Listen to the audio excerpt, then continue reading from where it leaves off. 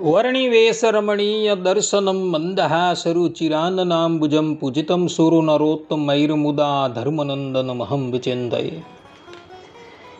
અસતોમા ષટ્ગમય તમસોમા જ્યોતિર્ગમય મૃત્યુર્મા અમૃતમ ગમય. ઓમ શાંતિ શાંતિ શાંતિ. અસ્મદ્ગુરુ સમારંભાં નાથયામૂન મધ્યમાં લક્ષ્મીવલ્લભપર્યંતાં વંદે ગુરુ પરંપરા. આજની જ્ઞાન સભાની અંદર પધારનારા બધા જ ભગવત ભક્તોને વેદાંતાચાર્ય, પુરાણ ઇતિહાસાચાર્ય, એમ.એ. ફિલોસોફી શાસ્ત્રી રાકેશ ભાઈના હિતપૂર્વક જય સ્વામિનારાયણ. ભક્તો, આજની આ જ્ઞાન સભાની અંદર આપણે યજુર્વેદ 1.5 આવતી સુક્તિ અગ્રે વ્રત પતે વ્રતમ ચરિષ્યામી, આ સુક્તિ પર થોડી વાત શ્રવણ કરશું. તો બધા જ શ્રોતાગણો ધ્યાનપૂર્વક આ પ્રવચન શ્રવણ કરે અને એને આત્મસાત કરી રાખે. તો યજુર્વેદ 1.5 વેદ ભગવાન કહે છે કે અગ્રે વ્રત પતે વ્રતમ ચરિષ્યામી, અર્થાત કે ધર્મની મર્યાદાઓનું પાલન કરવું. આ પ્રમાણે વેદ ભગવાન દરેક મનુષ્ય માત્રને ધર્મની મર્યાદાનું પાલન કરવાની આજ્ઞા આપે છે. વેદ ભગવાનના કહેવાનો તાત્પર્યાર્થ એવો છે કે જ્યારે મનુષ્ય ધર્મ મર્યાદાનું પાલન કરે છે ત્યારે તેનું વ્યક્તિગત જીવન, પારિવારિક જીવન અને સામાજિક જીવન સુખી બને છે. એનું કારણ એ કે એ ધર્મની રક્ષા કરે છે, અર્થાત કે ધર્મનું અક્ષુણ્ણ પાલન કરે છે, તો ધર્મ એનું પણ રક્ષણ કરે છે. જેમ કે મહાભારતમાં વૈશંપાયન ઋષિ કહે છે કે ધર્મો રક્ષતિ રક્ષિતો ધર્મો હંતિ હતઃ તસ્માત ધર્મો ન હંતવ્યો માનો ધર્મો હતો વધિત. અર્થાત કે જે ધર્મનું રક્ષણ કરે છે, ધર્મ તેનું રક્ષણ કરે છે. જે ધર્મનો નાશ કરે છે, ધર્મ તેનો નાશ કરે છે. તેથી ધર્મનો ક્યારેય પણ ત્યાગ કરવો જોઈએ નહીં. અને આ જ વાત મનુ મહારાજે મનુસ્મૃતિમાં પણ કહેલી છે. ત્યાં મનુ મહારાજ કહે છે કે ધર્મ એવ હતો હંતિ ધર્મો રક્ષતિ રક્ષિતઃ. અર્થાત કે ધર્મનો નાશ કરનારનો નાશ થાય છે અને ધર્મનું પાલન કરનારાનું ધર્મ રક્ષણ કરે છે.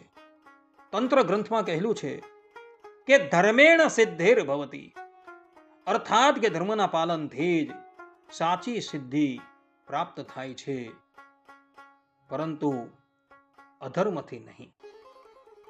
તે જ પ્રમાણે ભગવાન સ્વામિનારાયણ શિક્ષાપત્રીના 24મા શ્લોકની અંદર પોતાના સમસ્ત આશ્રિતોને આજ્ઞા કરતા કહે છે કે સ્વવર્ણાશ્રમ ધર્મો યહ સ હાતવ્યો ન કેનચિત પર ધર્મો ન ચ આચાર્યો ન ચ પાષંડ કલ્પિતઃ.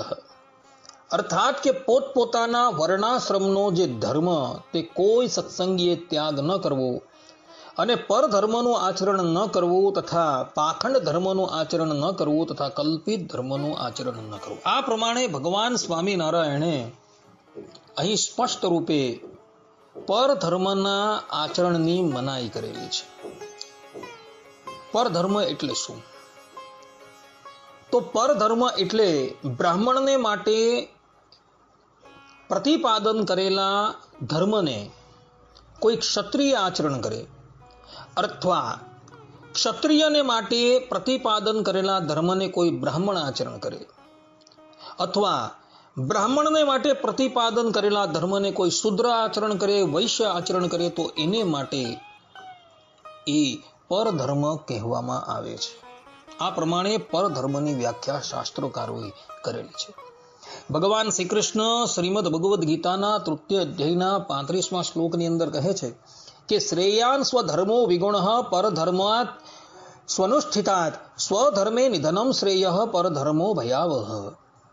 અર્થાત કે સારી રીતે આચરેલા બીજાના ધર્મ કરતા અલ્પ ગુણવાળો આવો પણ પોતાનો ધર્મ શ્રેષ્ઠ છે. પોતાનો ધર્મ પાળતા પાળતા મરવું પણ કલ્યાણકારી છે. પરધર્મ તો ભયાવહ એટલે કે ભયને કરનારો છે. મનુ મહારાજ પણ મનુસ્મૃતિના 10મા અધ્યાયના 17મા શ્લોકની અંદર કહે છે, વરમ સ્વધર્મો વિગુણો ન પારક્ય સ્વનુષ્ઠિત પરધર્મો શ્રયાન્નૂનમ સદ્ય પતતિ જાતિતઃ. અર્થાત કે પોતાનો ધર્મ કોઈ અંશમાં ન્યૂન હોય તો પણ તે સારો ગણાય છે, પરંતુ પારકો ધર્મ સર્વાંગ સંપૂર્ણ હોવા છતાં પણ સારો ગણાતો નથી. જે પુરુષ પરજાતિના ધર્મથી જીવન ચલાવે છે તે તુરત પોતાની જાતિમાંથી ભ્રષ્ટ થાય છે. આ પ્રમાણે આપણા બધાના જ આદિ પ્રપિતામહ મનુ મહારાજે મનુસ્મૃતિની અંદર આ વાત અબજો વર્ષ પહેલા લખી દીધેલી છે. કહેવાનું તાત્પર્ય એ કે મનુષ્યએ ક્યારેય પણ અન્યના ધર્મનું આચરણ કરવું જોઈએ નહીં, કારણ કે અન્યનો ધર્મ જે છે એ મનુષ્યને ભય આપનારો છે એવું શ્રીમદ ભગવદ્ ગીતાની અંદર ભગવાન શ્રી કૃષ્ણ પોતાના સ્વમુખે કહે છે. આ સંબંધની અંદર આનંદ રામાયણ રાજખંડ પૂર્વાર્ધ સર્ગ 10 ની અંદર જે શંબુકનું ચરિત્ર આવે છે એ અવલોકન કરવા યોગ્ય છે. વાત એવી હતી કે શંબુક નામનો એક ચતુર્થ વર્ણનો શૂદ્ર પોતાના કાર્યને તિલાંજલિ આપી તપસ્યા પરાયણ થઈ ગયો. આ શંબુક જે છે એ અયોધ્યાનો સફાઈ કર્મીનો અધ્યક્ષ હતો અને એણે કોઈ પણ વ્યક્તિને જાણ કર્યા વગર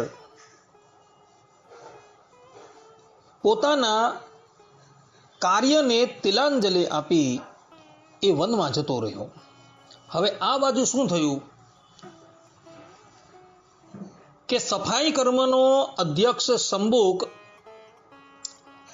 એકાએક જતો રહ્યો એટલે બધા જ સફાઈ કર્મીઓ પોતાના કાર્યથી પરાંગમુખ થઈ ગયા અને એને લઈને અયોધ્યાની અંદર ગંદકી અને રોગચાળાનો ઉપદ્રવ વધી ગયો. કારણ કે કેટલાય દિવસો પર્યંત અયોધ્યાની સાફ સફાઈ થઈ નહીં અને એને લઈને જે અયોધ્યાનો કચરો હતો એ સડી ગયો અને રોગચાળો ફાટી નીકળ્યો અને એ રોગચાળાની અંદર એક બ્રાહ્મણનો બાળક મૃત્યુ પામ્યો. હવે આ બ્રાહ્મણ જે છે એ પોતાના પુત્રના શબને લઈને ભગવાન શ્રી રામની પાસે આવે છે અને એઓને કહે છે કે રાજન, અમે તો અમારા જીવનની અંદર ક્યારેય પણ અધર્મનું આચરણ કરતા જ નથી, તો આ રાજાના પાપને લઈને જ મારો બાળક એકાએક મૃત્યુ પામેલો છે. ભગવાન શ્રી રામ કહે કે અમે તો અમારા જીવનની અંદર ક્યારેય અધર્મનું આચરણ કરેલું નથી. અમે અમારી પ્રજાને પણ ધર્મ આચરણ કરવાની પ્રેરણા આપીએ છીએ, પછી આપ અમારી ઉપર આક્ષેપ કેવી રીતના લગાવી શકો? ત્યારે પેલો બ્રાહ્મણ કહે છે કે રાજન, તો પછી મારો બાળક કેવી રીતના મૃત્યુ પામ્યો? કારણ કે હું તો અક્ષુણ ધર્મનું આચરણ કરું છું. ભગવાન શ્રી રામ સર્વજ્ઞ છે, છતાં પણ પોતાની બાજુમાં બેઠેલા પોતાના ગુરુને પૂછે છે કે ગુરુદેવ, આ સંબંધની અંદર આપ શ્રી જ અમારું માર્ગદર્શન કરો. ત્યારે ગુરુ વશિષ્ઠ ભગવાન શ્રી રામને કહે છે કે રાજન, તમારા રાજ્યની અંદર કોઈક વ્યક્તિ પરધર્મનું આચરણ કરતો હશે અને પરધર્મનું આચરણ કરતો હોવાથી જ આ ઘટના જે છે એ બનેલી છે. રામના રાજ્યની અંદર કોઈ પણ વ્યક્તિ પરધર્મનું આચરણ કરી શકતો ન હતો, કારણ કે ભગવાન શ્રી રામ પ્રાતઃકાળે ઊભા થઈને પોતાની પ્રજાને સ્વ ધર્મની અંદર રહેવાનો ઉપદેશ આપતા હતા. એટલે વશિષ્ઠ ઋષિની વાત સાંભળી ભગવાન શ્રી રામ અશ્વની ઉપર સવાર થઈ કયો વ્યક્તિ પરધર્મનું આચરણ કરે છે એ જોવા માટે નીકળ્યા. આખી અયોધ્યાને જોઈ વળ્યા, પરંતુ બધા જ લોકો પોતાના ધર્મની અંદર રહેતા હતા. ત્યારબાદ ભગવાન શ્રી રામ વનની અંદર ગયા અને વનની અંદર જઈને એવો જુએ છે તો આ શંબુક જે છે એક વૃક્ષની ઉપર ટાંટિયાને ડાળીની ઉપર લટકાવી ઊંધા મસ્તકે તપસ્યા કરતો હતો. એણે નીચે અગ્નિ પ્રગટાવી લખેલું. ભગવાન શ્રી રામ એની પાસે આવે છે અને એને કહે છે કે ભાઈ તું કયા વર્ણનો છે? ત્યારે પેલો શંભુક કહે છે કે પ્રભુ હું ચતુર્થ વર્ણનો છું. ત્યારે ભગવાન શ્રી રામ એ શંભુકને કહે છે કે ભો શુદ્ર શૃણુ મદ વચઃ બ્રાહ્મણાદિ ત્રિભિર્વર્ણૈઃ તપઃ કાર્યમ ન ચેતરૈઃ શુદ્રૈશ્ચ દ્વિજ શુશ્રૂષા સદા કાર્યાતિ ભક્તિતઃ દ્વિજ કૃત્યમ ત્વયા ચાત્ર કૃતમ પાપાત્મના શઠ. અર્થાત કે હે શુદ્ર, બ્રાહ્મણ, ક્ષત્રિય તથા વૈશ્ય આ ત્રણ વર્ણોને માટે તપસ્યા કરવાનું વિધાન છે, પણ શુદ્ર માટે તપસ્યા કરવાનું વિધાન નથી. તેણે તો સર્વદા ત્રણેય વર્ણોની સેવા કરવી એ જ તેનો ધર્મ છે. અરે જડ, તે પાપી એ આ તારા ધર્મનું ઉલ્લંઘન કર્યું છે અને દ્વિજ સમાન પર ધર્મનું આચરણ કર્યું છે. આ પ્રમાણે કહી ભગવાન શ્રી રામ પોતાની નંદક નામની તલવારથી એ શંભુકનું મસ્તક કાપી નાખે છે. અને જ્યાં અહીં મસ્તક કપાય છે ત્યાં પેલી બાજુ પેલા બ્રાહ્મણનું બાળક જે છે જીવિત થઈ જાય. ભગવાન શ્રી રામે અહીં સ્પષ્ટ રૂપે કહેલું છે. આ બધી જ વાત જે છે એ આનંદ રામાયણ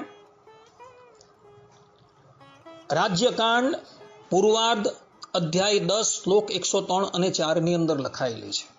ત્યાં ભગવાન શ્રી રામ જે વચન બોલે છે એ વચન ધ્યાન આપવા યોગ્ય છે. ભગવાન શ્રી રામ એ શંભુકને કહે છે કે બ્રાહ્મણ, ક્ષત્રિય અને વૈશ્ય આ ત્રણ વર્ણોને માટે તપસ્યા કરવાનું વિધાન છે, પણ શુદ્ર માટે તપસ્યા કરવાનું વિધાન નથી.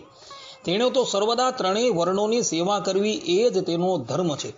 આ ધર્મને મૂકીને આ શંભુક જે છે એ બ્રાહ્મણ, ક્ષત્રિય અને વૈશ્યના ધર્મનું આચરણ કરવા લાગેલું હતું. અને એને લઈને ભગવાન શ્રી રામે એનો વધ કરેલો હતો. અને વધ કરીને પણ ભગવાન શ્રી રામે એને પોતાનું પરમપદ જ આપેલું છે. એ વાત આ જ આનંદ રામાયણના પૂર્વાર્ધ સર્ગ 10 ની અંદર લખાયેલી છે. કહેવાનું તાત્પર્ય એ છે કે શંભુકનો ધર્મ જે છે એ ધર્મ ત્રણેય વર્ણની સેવા કરવાનો છે. ભગવાન શ્રીમદ નારાયણે શ્રીમદ ભગવદ્ ગીતાના 13મા અધ્યાયની અંદર કહ્યું છે કે ચાતુર્વર્ણ્યમ મયા સૃષ્ટમ ગુણ કર્મ વિભાગશ. અર્થાત કે ભૌતિક પ્રકૃતિના 3 ગુણો તથા તેમની સાથે સંકળાયેલા કર્મ અનુસાર માનવ સમાજના 4 વર્ણની રચના મેં કરેલી છે. એટલે ભગવાન શ્રીમદ નારાયણે બ્રાહ્મણ, ક્ષત્રિય, વૈશ્ય અને શૂદ્રની રચના એના ગુણ અને કર્મ અનુસાર કરેલી છે. એટલે બ્રાહ્મણ, ક્ષત્રિય અને વૈશ્ય એ લોકોનો ધર્મ જે છે એ જુદો છે, ચતુર્થ વર્ણનો ધર્મ જે છે એ જુદો છે. તપસ્યાનો અધિકાર કેવલ ને કેવલ બ્રાહ્મણ, ક્ષત્રિય અને વૈશ્યનો છે. શૂદ્રનો તપસ્યામાં અધિકાર નથી. એ સેવા કરે એમાં જ એની તપસ્યા આવી જાય છે. શ્રીમદ નારાયણ ભગવાને સૌથી ઓછો ભાર જે છે એ શૂદ્ર વર્ણને આપેલું છે.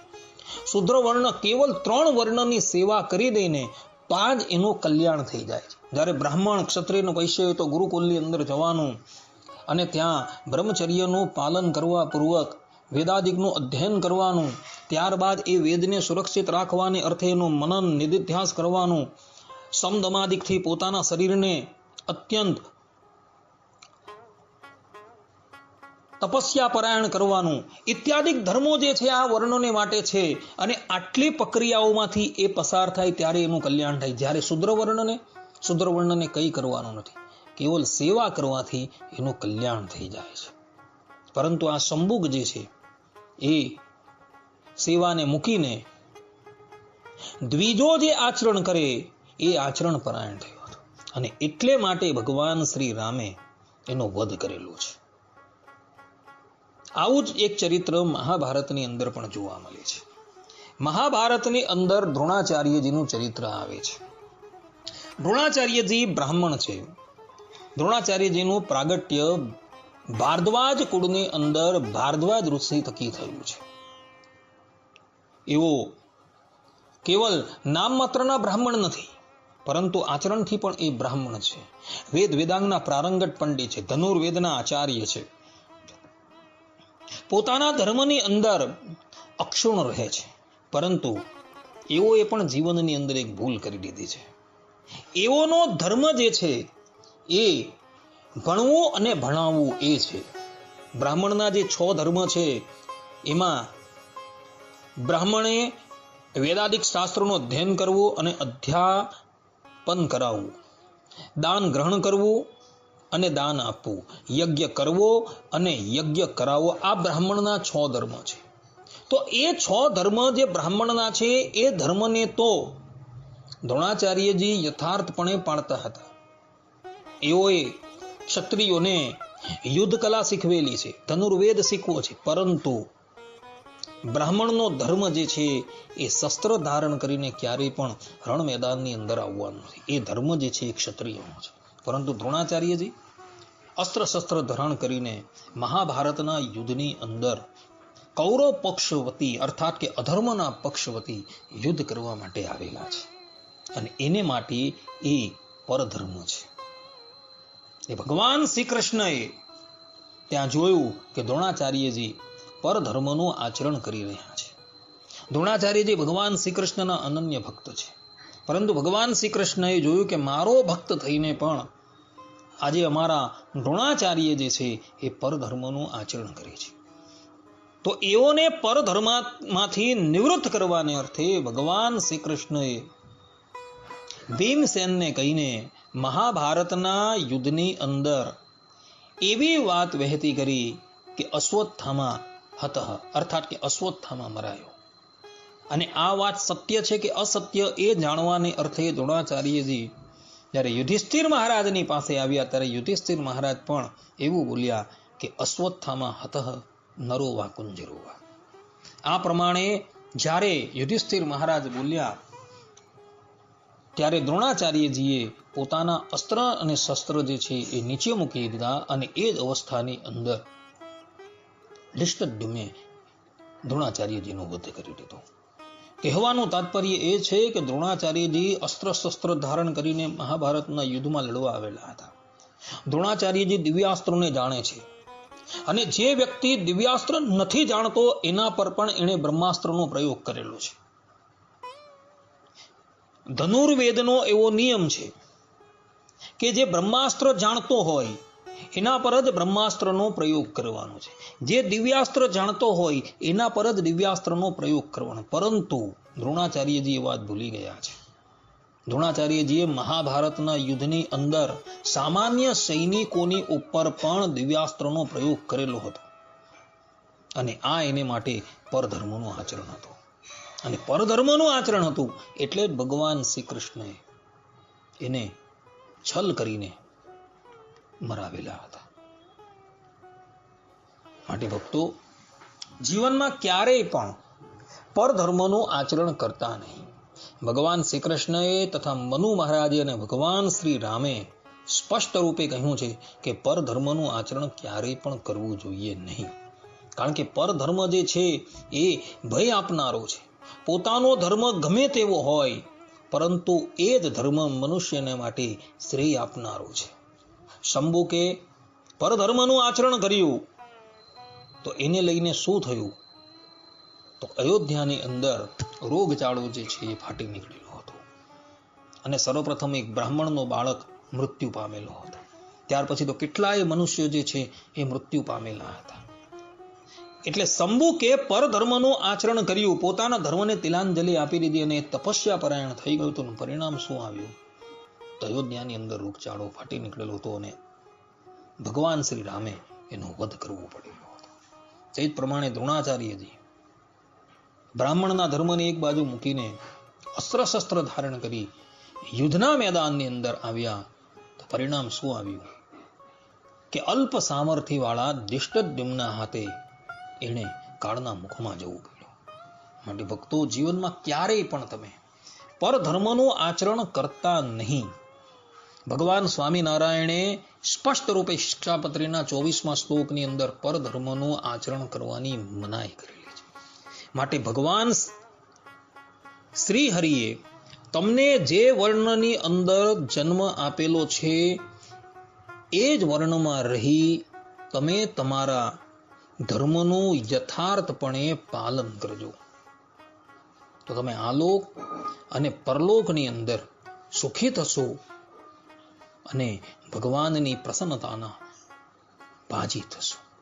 માટે ભક્તો, દરેક વ્યક્તિ આ વાત જે છે એ આત્મસાત કરીને રાખે.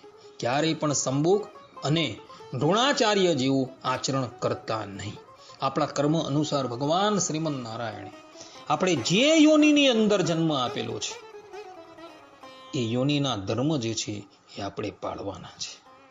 શુદ્ર યોનિની અંદર જન્મ આપેલો છે એનાથી હતાશ નથી થવાનું, કારણ કે ભગવાન શ્રીમન નારાયણે સૌથી ઓછી જવાબદારી જે છે એ શુદ્રને આપેલી છે અને સૌથી વધારે જવાબદારી બ્રાહ્મણને આપેલી છે. ને આ કળિયુગની અંદર વિષ્ણુ પુરાણ અનુસાર તો શુદ્ર જે છે એ જ શ્રેષ્ઠ છે, કારણ કે કેવલ સેવારૂપી ધર્મ કરીને એ શુદ્ર જે છે એ પોતાનું શ્રેય પ્રાપ્ત કરી લે છે. જે લોકોએ જોવું હોય તેને વિષ્ણુ પુરાણ જોઈ લેવું.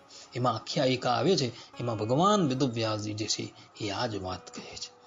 માટે શુદ્રની યોનિની અંદર તમને જન્મ પ્રાપ્ત થયો છે એનાથી હતાશ ન થતા તમે ભગવાનનો ઉપકાર માનજો કે કલિયુગની અંદર એવો મને શુદ્ર યોનિની અંદર જન્મ આપ્યો, જેને લઈને ભગવાન શ્રી હરિએ બહુ ઓછી જવાબદારી મારા માથે નાખેલી છે અને એને લઈને હું સરળતાથી મારું શ્રેય કાર્ય કરી શકીશ. આટલું કહીને હું મારા પ્રવચનને અહીં વિરામ આપું છું. સર્વે સંતુ નિરામયઃ, સર્વે સુખીનો ભવંતુ, સર્વભદ્રાણિ પશ્યન્તુ, મા કશ્ચિદ દુઃખ ભાગ ભવેત. અસ્તુ. જય સ્વામિનારાયણ.